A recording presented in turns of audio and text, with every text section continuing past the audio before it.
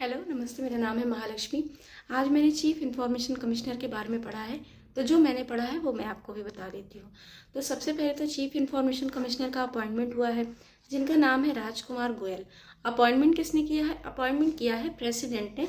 एक selection panel होता है, उनकी रिकमेंडेशन पे। पैनल में 3 मेंबर होते हैं, जिनको चेयर करते हैं, मतलब जिसके हेड होते हैं प्राइम मिनिस्टर, और 2 और मेंबर होते हैं। एक मेंबर होते हैं लोकसभा में जो विपक्ष के नेता होते हैं, और दूसरे यूनियन कैबिनेट मिनिस्टर, जिनको कि प्रधानमंत्री नॉमिनेट करते हैं। इस तरह से चीफ इंफॉर्मेशन कमिश्नर का सिलेक्शन होता है।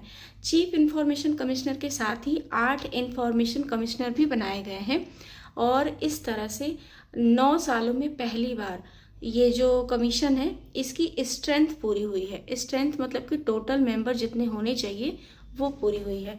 तो कितने होने चाहिए?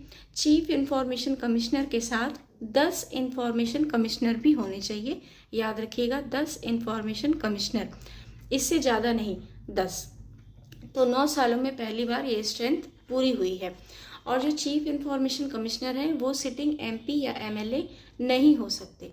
अब बात कर लेते हैं इनके टेन्योर की। टेन्योर मतलब इनका कार्यकाल। तो इनका कार्यकाल जो है वो पहले 5 साल या 65 वर्ष, मतलब जो भी पूरा हो। जैसे अगर मान लीजिए वो 62 ईयर्स के हैं तो वो 3 साल तक यानी 65 ईयर्स तक ही काम करेंगे।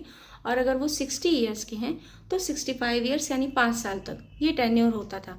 लेकिन 2019 में इस टेन्योर को चेंज कर दिया गया और 3 साल और 65 ईयर्स ऑफ एज कर दिया गया। तो ये है चीफ इंफॉर्मेशन कमिश्नर के बारे में जो भी मैंने पढ़ा था। और ये एक स्टैट्यूटरी बॉडी है। इसका मतलब क्या होता है?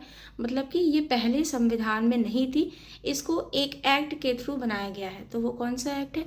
RTI, right to information act 2005। Right to information act 2005 का एक्ट है, जिसके थ्रू इस कमीशन को बनाया गया है। अब आपको ये बताना है कि राइट टू इंफॉर्मेशन एक्ट जो है वो कौन से आर्टिकल में आता है, कॉन्स्टिट्यूशन के कौन सा आर्टिकल राइट टू इंफॉर्मेशन की बात करता है। वीडियो अच्छी लगी तो लाइक करें, मेरे चैनल को सब्सक्राइब करें, कमेंट में आकर आंसर दें अगर आपको पता है तो।